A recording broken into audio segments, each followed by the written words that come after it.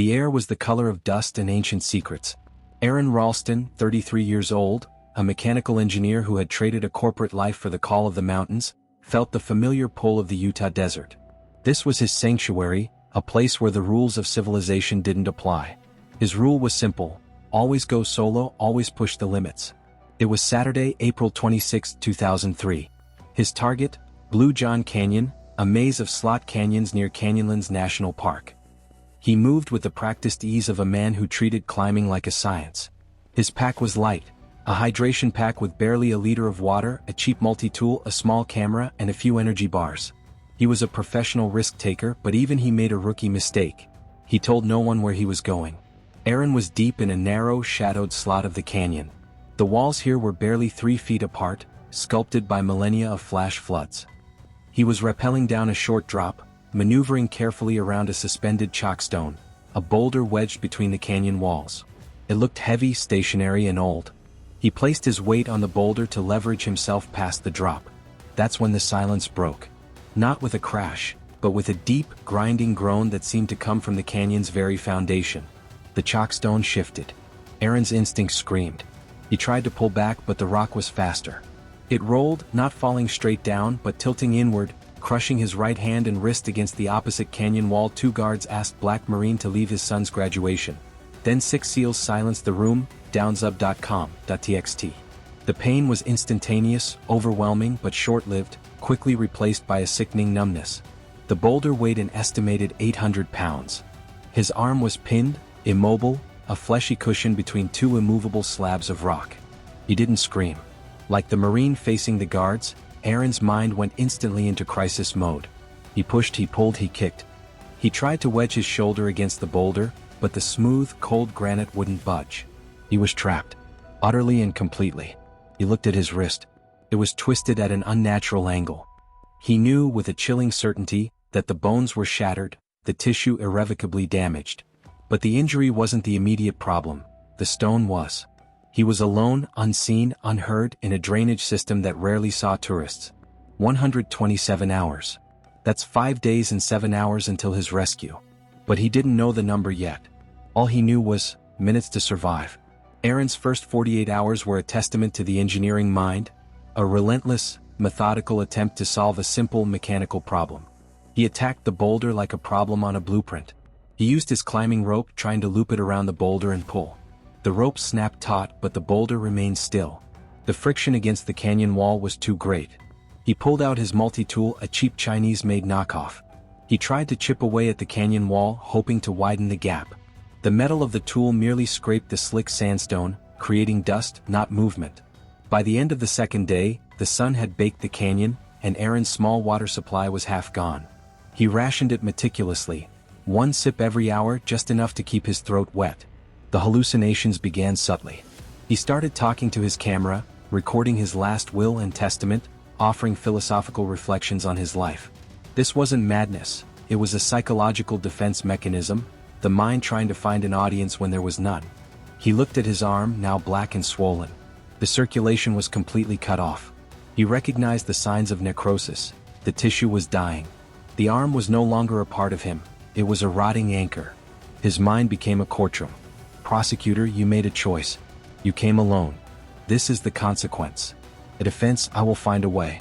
I will survive. I am smarter than a rock. Aron had to dismantle the case against his own survival, but this time the opposing counsel was the indifferent, crushing weight of nature. The energy bars were gone. The temperature plunged at night, freezing the canyon. Aron tried to sleep, curling against the cold stone, but the relentless, dull ache in his shoulder was a constant, cruel reminder. He was desperately thirsty. He began to drink his own urine, a desperate but necessary survival tactic.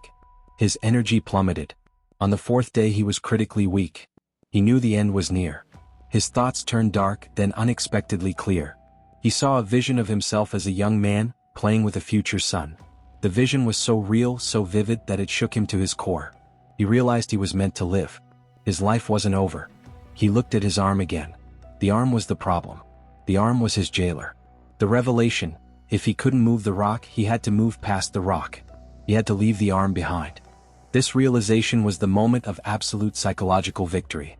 It was the moment he transcended the ordinary survival instinct of preserving the body, and instead embraced the radical instinct of preserving the self. He had two options: die with a whole body or live with one arm. The inner battle, the decision was agonizing. Amputating an arm is not a matter of simply cutting. It involves bone, tendon, nerve, artery. He knew he couldn't saw through the bone with the dull multi-tool. He was weak, shivering, and delirious, but his mind had never been sharper. He used the hose from his hydration pack as a makeshift tourniquet, tightening it high on his bicep with his left hand and his teeth. This was not the wrong tourniquet as in the snake bite scenario. This was a necessary, life-saving arterial clamp. If he missed, he would bleed out in minutes. He found a point a few inches above the crush zone where the bone was intact. He twisted and pushed his body, using the boulder as an anchor. He had to snap the radius and ulna, two of the strongest bones in the human body. He felt a searing, unbelievable pain, followed by two distinct, sickening cracks. He had broken his own bones. His arm was now free of the boulder's grip, but still attached by flesh, nerves, and tendons. He opened the multi-tool. The knife blade was dull, barely capable of cutting his own skin. He had to saw, not slice. He started on the skin and muscle. The sensation was beyond description, a brutal tearing, but he was operating on a dead, numbed piece of flesh. He focused only on the final goal: freedom. The nerves were the hardest. Cutting the median and ulnar nerves sent jolts of white-hot agony through his body, causing him to scream into the canyon silence. This was the moment where most people would stop, but Aron pushed through, fueled by the vision of his future son. After nearly an hour of sawing through tendons and ligaments with the blunt tool, the last piece of flesh gave way. A sudden gush of blood. Not arterial, thanks to the tourniquet, but the flood of life he had just cut away. He was free. 127 hours since the boulder fell.